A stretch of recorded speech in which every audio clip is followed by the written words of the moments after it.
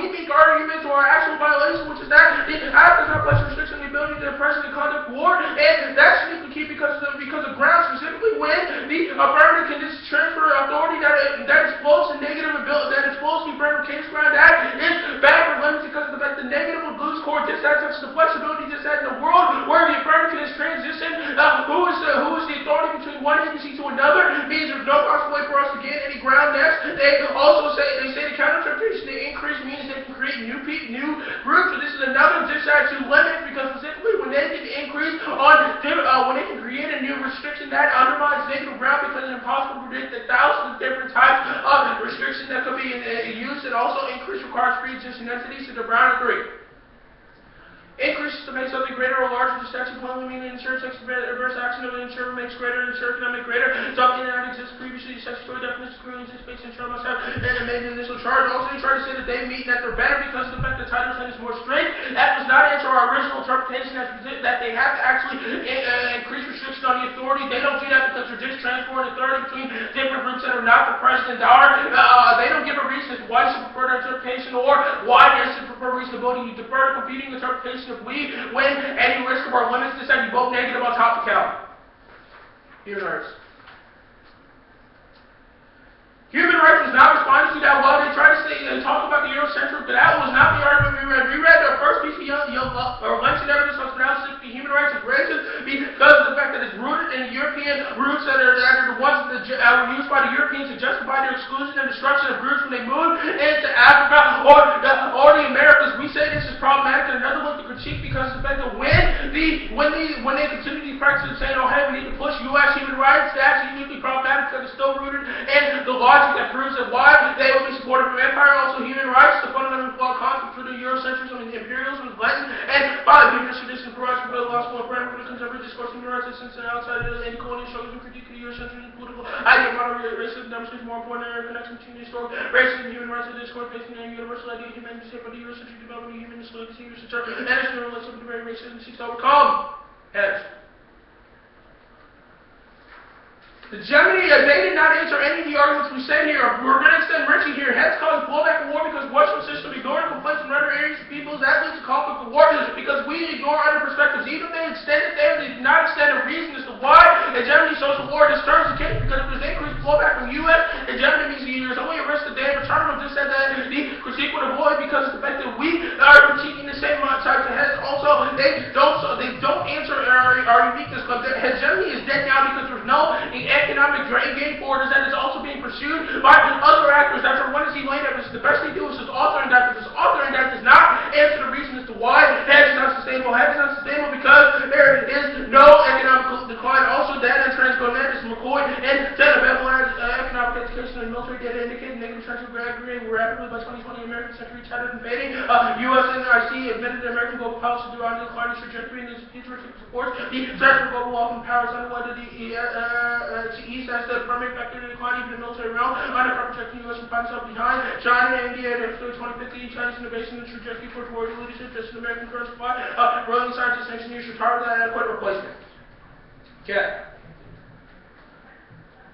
At the top, the black candidates will not include the app that want to solve 100% of the case terms because specifically when we have the black candidates, we just say look at white. That when you look at that, when you hail to that, an example of how you expose your whiteness. We say this is better than the affirmative method because it is not. It's not rooted in the method of hegemony or human rights, where it's stuff where it's just stuff that the America was best. In fact, we're critiquing that because we say when you look at white, you force people to recognize the purpose. We say that's probably that our people talks about how their privilege is problematic because specifically they ignore what we've done internally. This will cause all their impacts to be inevitable. Because the fact when they don't think about the war at home, it means we're going to spread the same policies around. So it's what we did to the Indians in the Trail of Tears. They will continue to spread that among these individual countries, even if there's some increased transparency from shifting from Title 50 to Title 10. It still is a reason why it would be problematic because the fact these other nations will not perceive us as being joined anything because the same drones are still bombing civilians without any remorse. Finally, the last way you can impact this on read this evidence at least the blind spots that internally that cause structural violence that outweighs the terms of cases because structural violence happens every day, and secondly, it causes structural violence because it ignores the fact of how we treat our black and brown bodies within the state. That leads to violence, and that leads to increased violence. Going to the state debate. On the state debate first, none of it makes sense because even if they engage, it gets co-opted. This is probably just after the permits. We'll get to that later. But if the state gets co-opted because of how we mistreat individuals in the past, means there's no possible way that any combination of the two would work. Also, the extrajudicial seat and also permanent state of exception means the plan will make the matter worse. I'm saying in part 13. Well, exacerbating enables war, provides a code system, legitimizes state violence, and is misleading, characterizing activities is illegal for the most part. They operate within a pocket set of rules and regulations. And one time it's on the books. Still probably use a pocket shadowing evade. No doubt that somewhere in the halls of Congress is the president's funding a military executive order that authorizes it, but it doesn't mean it is legal. And the next argument they try to make is that is key to skills development. We do not make an argument as to why policy debate is bad. This is another link to the critique because they are just assumptions. Could be said the same about their role about that they made in the 2AC that or in the 1AC that would be an example of how they're trying to skirt around because they don't believe that what we are doing is good. Also.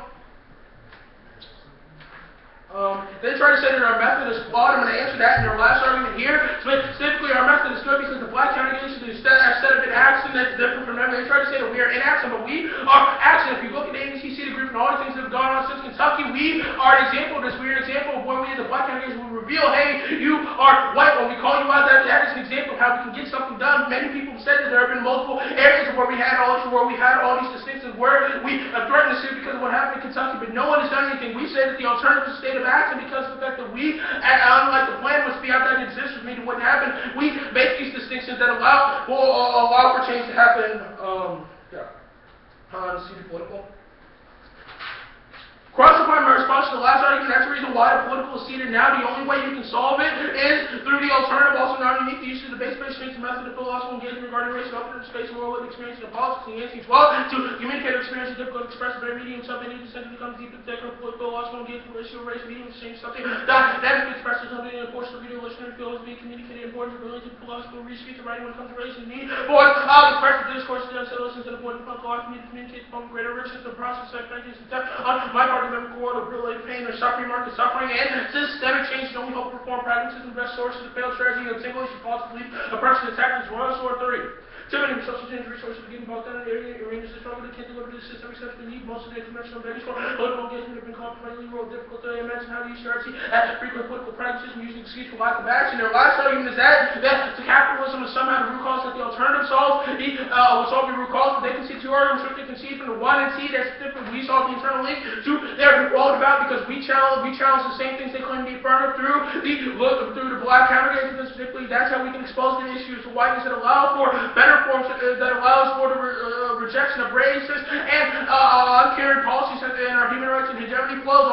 It doesn't solve because of the fact that racism existed before capitalism did. That means specifically that it's far more likely that people were discriminatory against race. That Europeans didn't just do this because they were trying to make more money off of these people. They did it because they thought they were better, and also we don't oversimplify because we have a concrete method that is including of all groups. We don't force anyone to change. That's how come we're not simple.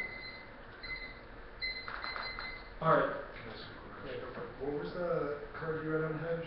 I read the last one. I believe it was the McCoy 10. Alright, thanks. Okay, so just to clarify, your arguments regarding neoliberalism is one of the links to the case, okay? That was one of them.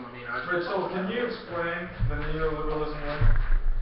Specifically, we say that you're trying to use the United States federal government. We say that's problematic because while you're using the government, you're not actively challenging the parts you're not challenging the military-industrial complex, which is being fed by neoliberals. Okay, I think that's helpful. Thank you. So at the point where you tell us that we are bad because we are using the U.S. federal government, how do you not see that we might have an argument to make with regard to why engaging the state is good?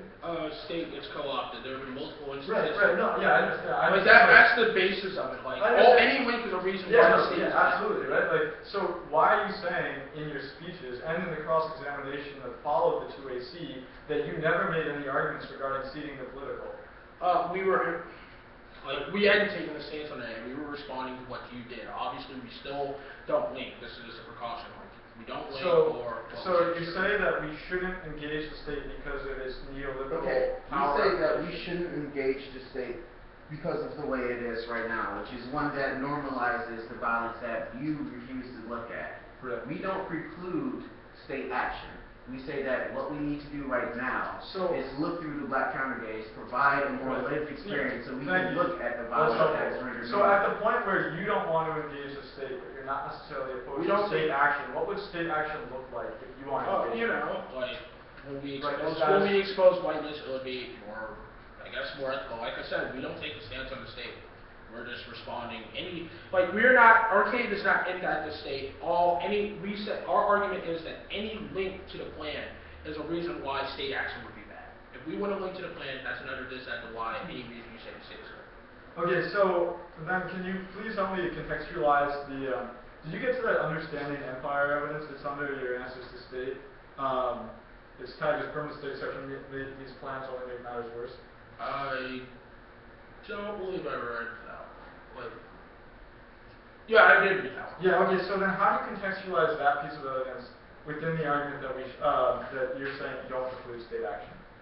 Specifically, our argument there is the reason, you talk about all this guerrilla stuff and how supposedly that is your role to balance. Our argument here is that even though you could have just talked about guerrilla and not defended the state at all, we're saying that your use of the state is problematic because it's just there'll be some sort of loophole. At the point where Virilio says that we have to engage the state and deconstruct it through engagement, how can we defend that? Yeah, that's exactly what the criticism is. Right, but You you're say saying that we have to engage the state through deconstructing it by looking at the way it looks at things right now, which is problematic. Thank you. That's all.